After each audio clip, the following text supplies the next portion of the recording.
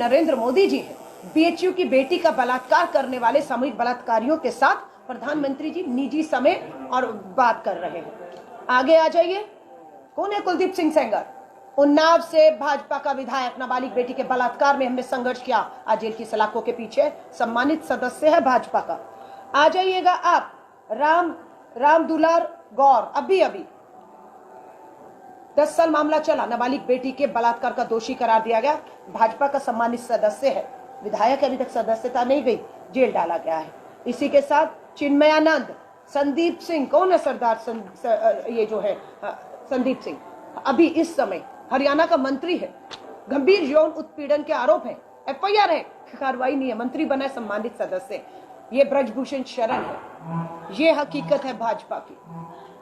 वो कहते हैं अपराध गैर भाजपा राज्यों में भी है, बिल्कुल स्वीकार रहे हैं।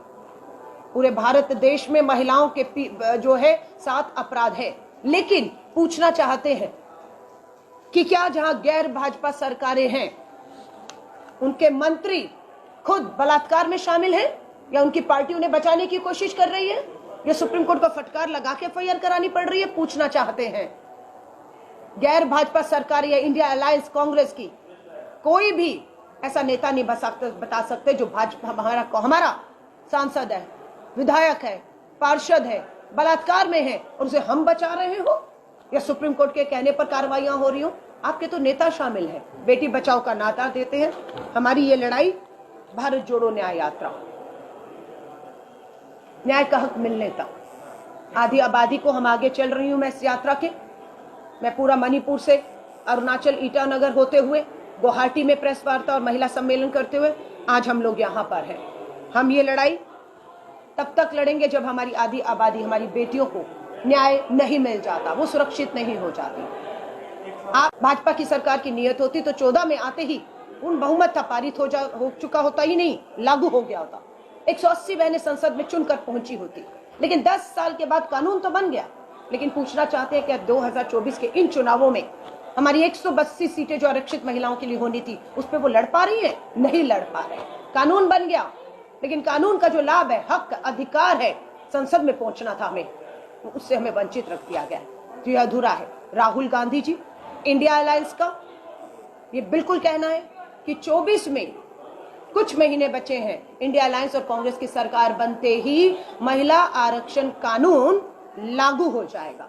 और जिन राज्यों में विधानसभा चुनाव 24 में आएंगे, महाराष्ट्र में आएगा, हरियाणा में आएगा, दिल्ली में आएगा, और जिन राज्यों में भी इसी 24 में चुनाव वो आएगा, हमारी सरकार बनी तो सबसे पहले इन विधानसभाओं में महिला आरक्षण कानून लागू ही नहीं होगा। बहनें लड़ेंगी, जीतेंगी और अपनी अपनी विधानसभाओं में पहुंच जाएंगी। और आप ये भी देखेंगे कि इन राज्यों में महिलाएं आरक्षित सीटों से लड़कर विधायक ही नहीं, उप मुख्यमंत्री और मुख्यमंत्री भी बनेंगी। ये हमें कहने में गर्व महसूस होता है। और ये लड़ाई हमारी आधी आबादी की सुरक्षा, आर्थिक सशक्तिकरण, राजनीतिक सशक्तिकरण और सामाजिक सशक्तिकरण की लड़ाई है, जिसको लेकर भारतीय राष्ट्रीय महिला कांग्रेस और हमारी पूरी जो हमारी महिला संगठन की परिवार के सदस्य हम आगे बढ़ रही हैं। आप पत्रकार साथियों को आप कोई सवाल हो, उसका मकसद है, श्री राहुल गांधी जी ने पहले दक्षिण से उत्तर भारत तक भारत जोड़ो यात्रा किया। 4000 किलोमीटर की यात्रा कन्याकुमारी से कश्मीर तक पहुंची, और इसमें हम लोगों ने 12 राज्य शामिल किए। लोगों की मांग थी लगातार कि राहुल गांधी जी एक यात्रा पूर्व से पश्चिम की भी करें। राहुल जी ने लोगों का निवेदन स्वीकारा, कांग्रेस कार्यकर्ताओं का निवेदन स्वीकारा, और अब पूर्व से पश्चिम ये जो यात्रा है, इसको भारत जोड़ो न्याय यात्रा कहा गया। राहुल जी से सवाल पूछा, ये यात्राएं कब तक, भारत जोड़ो न्याय यात्रा कब तक? राहुल जी का जवाब था, न्याय का हक मिलने तक। ये यात्रा हमारी निरंतर जारी रहेगी। ये यात्रा 14 जनवरी को मणिपुर से शुरू हो चुकी है।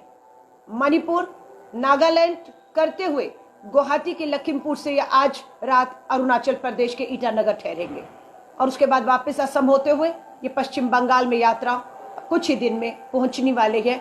और खुशी की बात है, सिलीगुड़ी से यह यात्रा होकर गुजरेगी। सिलीगुड़ी, बंगाल के लोग इस यात्रा में, पूरा दार्जिलिंग जिला और सब लोग जो है इसमें हिस्सा लेंगे। यात्रा का मकसद अन्याय के खिलाफ लड़ना है, यात्रा का मकसद न्याय दिलाना है। आप पूछेंगे किसे न्याय दिलाना है? आधी आबादी न्याय मांग रही है। आज ही का मामला है, हरियाणा में भाजपा की डबल इंजन की सरकार ने बलात्कार और हत्या के मामले में 1, 2, 3 बार नहीं, 9 बार पैरोल पर एक बाबा को छोड़ा है। उम्र कैद की 20 साल की सजा है उसे, हत्या और गंभीर आरोप हैं बलात्कारों के, लेकिन उन्हें पैरोल पे छोड़ा जाता है। उसी हरियाणा में डबल इंजन की सरकार, जहां पर साक्षी मलिक, हमारी बेटी, देश का नाम पहलवानी में, रेसलिंग में रोशन करने वाली ब्रजभूषण शरण, भाजपा के सांसद पे गंभीर यौन उत्पीड़न के आरोप है। न्याय का हक अधूरा है। सुप्रीम कोर्ट का हम महिला कांग्रेस धन्यवाद करती है। अगर सुप्रीम कोर्ट पहल नहीं करता तो भाजपा के इस सांसद के खिलाफ एफआईआर भी नहीं होता। तो ये न्याय का हक, न्याय की यात्रा, हमारी आधी आबादी को न्याय दिलाने की यात्रा है। मणिपुर से ये यात्रा शुरू की। आज अभी जब मैं आपसे बात कर रही हूं, मणिपुर में 5 नागरिक और 3 सुरक्षाकर्मी की हत्या कर दी गई। एक ही दिन में 8 लोगों की हत्या आज के दिन हुई। अखबारों की सुर्खियां मैंने यहां पर पढ़ी है। उस मणिपुर में 8 महीने से चल रहा पर प्रधानमंत्री जी को एक आइलैंड के समुद्र के किनारे बैठने और तस्वीरें खिंचाने का समय है, लेकिन जलते मणिपुर में जहां डबल इंजन की सरकार है, जाने का उनको समय नहीं मिल रहा। राहुल गांधी जी पहले भी गए राहत कैंपों में और वहीं से यात्रा शुरू की, क्योंकि वहां न्याय का हक किसे चाहिए? आदिवासी बेटियों को चाहिए। जो बेटियों को थाने से, पुलिस सुरक्षा से घसीट कर बाहर ले जाकर सामूहिक बलात्कार किया जाता है, उनका न्याय का हक उन्हें चाहिए। इसलिए ये यात्रा उन सभी बेटियों को न्याय का हक दिलाने के लिए है। ये यात्रा उत्तर प्रदेश से गुजरेगी, उत्तर प्रदेश के उस वाराणसी से गुजरेगी जो प्रधानमंत्री जी आपका संसदीय क्षेत्र है। उस आपके संसदीय क्षेत्र के बनारस के BHU में पढ़ने वाली IT की छात्रा के साथ भाजपा IT सेल के 3 जो उनके हैं कार्यकर्ता सामूहिक बलात्कार करते हैं BHU में पढ़ने वाली IT की हमारी बहन बेटी के साथ, लेकिन न्याय नहीं होता है। आपको मैं मणिपुर लेकर गई, हरियाणा में आपका चर्चा किया मैंने BHU का। अब आपको गुजरात तक ये यात्रा जाएगी, गुजरात से जाएगी। गुजरात में किसके लिए न्याय है? गुजरात में बिल्किस बानो, सुप्रीम कोर्ट का अभी फिर फैसला आ गया है। 11 बलात्कारी और हत्यारों को भाजपा की सरकार ने रिहा कर दिया। फिर हम धन्यवाद करते हैं सुप्रीम कोर्ट का। सुप्रीम कोर्ट फटकार न लगाता तो मणिपुर पे कार्रवाई ना होती जो बहनों के साथ हुआ। सुप्रीम कोर्ट फटकार न लगाता तो साक्षी मलिक की एफआईआर नहीं होती। सुप्रीम कोर्ट फटकार न लगाता तो आज बिल्किस बानो के 11 बलात्कारी जिन्हें रिहा ही नहीं किया। ये तस्वीरें हैं, ये तस्वीरें हैं भाजपा के सांसद और विधायकों के साथ रिहा होते ही। ये दिन है 15 अगस्त 2022। गुजरात के चुनावों से पहले इन्हें आजाद ही नहीं किया गया। भाजपा के मंचों पर इन्होंने बैठकर वोट और ये मांगा। ये वो तस्वीरें हैं।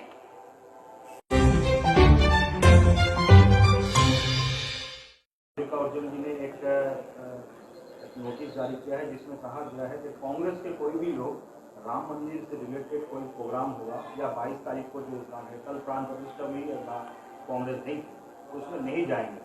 मगर कुछ लो लेवल के लीडर्स है, उनका कहना है कि हम लोग तो जाना चाहते हैं। नहीं, आपका माफी चाहूंगी, आपका सवाल से मैं बिल्कुल इत्तेफाक नहीं रखती।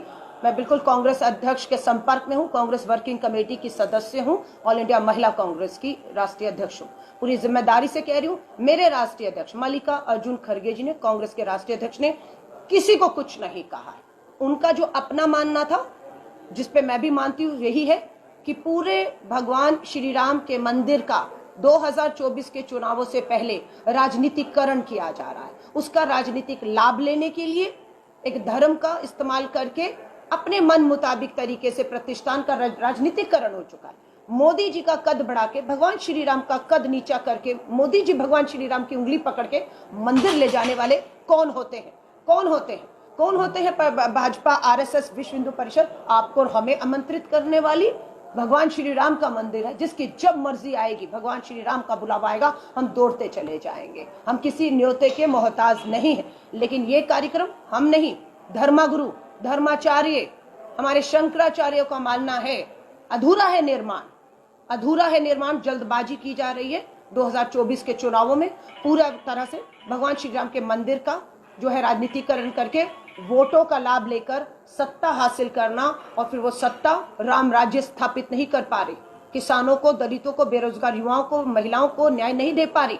वो सिर्फ पूंजीपति मित्रों के हाथ में इस देश की संपत्तियों को बेच के सिर्फ सत्ता पर काबिज होते रहना चाहती है। धन्यवाद। मैडम, जिस तरह की अलायंस की बात कहा है, सारे लोग आपके साथ है, ये आपका दावा है, हालांकि बहुत सारे सवाल अभी उठा है, मगर ममता बनर्जी जो chief minister of West Bengal, उन्होंने कल ऐलान किया है कि वो राज्य में जो 42 सीटें हैं, 42 सीटों में खुद अपने कैंडिडेट देंगे। तो इसके बारे में अलायंस का फ्यूचर क्या दिख रहा है आपको, और बंगाल में किस तरह से आप लोग इसके खिलाफ जाएंगे? बहुत अच्छा आपका सवाल है। इंडिया समूह के 26 और 2 बहुत छोटे हैं दल जिनके सांसद विधायक नहीं हैं, लेकिन जमीन उनकी है, तो ऐसे 28 दल, पूरा इंडिया समूह एकजुट है। मकसद देश के लोकतंत्र को बचाना है, मकसद देश के संविधान को बचाना है, मकसद इस देश की तानाशाह सरकार को, जो देश में नफरत, धर्मों को लड़ाकर सत्ता में आना चाहती है, उसे बाहर करके लोगों को न्याय दिलाना है। अब उसके लिए इंडिया समूह एक है। लगातार हमारी मीटिंगें और बैठकें चल रही हैं। बहुत सी राज्यों में हमारी मीटिंगें संपन्न भी हो चुकी हैं।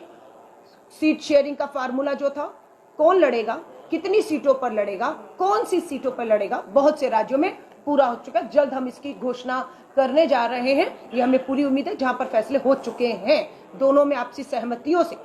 बंगाल और कुछ राज्य ऐसे हैं, पंजाब भी मैं कहूंगी, कुछ और राज्य हैं जहां पर अभी बातचीत जारी है और हम गठबंधन में लड़ेंगे।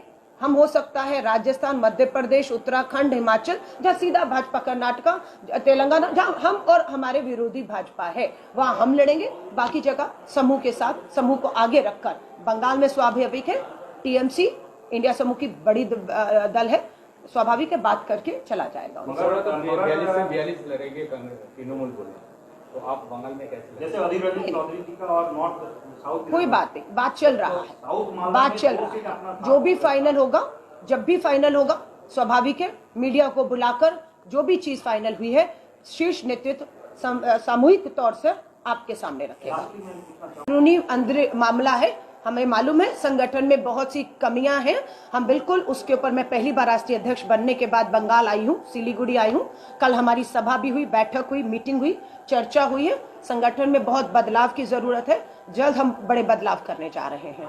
न्याय यात्रा बंगाल में कौन सा रूट से जाएगा और कितना दिन तक बंगाल में न्याय यात्रा चलेगा? देखिए, पश्चिम बंगाल में, असम में अभी यात्रा चल रही है, उसके बाद पश्चिम बंगाल में 523 किलोमीटर की ये यात्रा 5 दिन रहेगी और 7 जिलों से होकर गुजरेगी।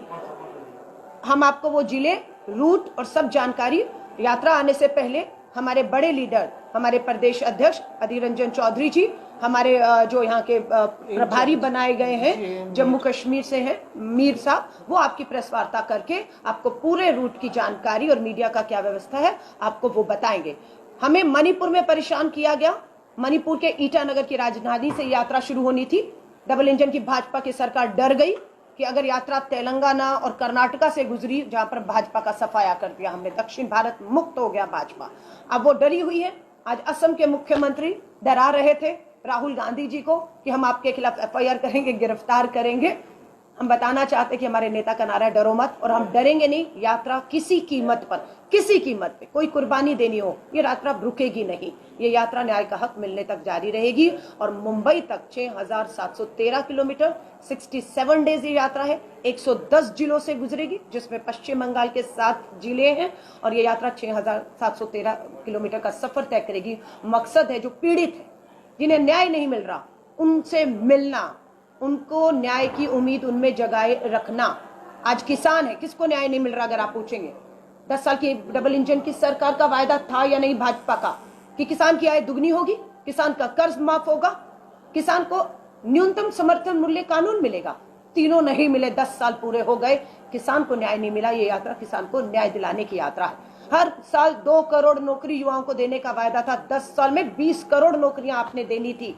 कितने? 40 साल के रिकॉर्ड टूट गए और बेरोजगारी अपने चरम पर है। तो पढ़े लिखे युवाओं को रोजगार का हक दिलाने की यात्रा राहुल गांधी जी की ये यात्रा है। हमारी आधी आबादी को 33% आरक्षण करके राजनीतिक सशक्तिकरण की बात हो, महिला सुरक्षा की बात हो, इन सब के लिए ये यात्रा जो है वो आगे बढ़ रही है।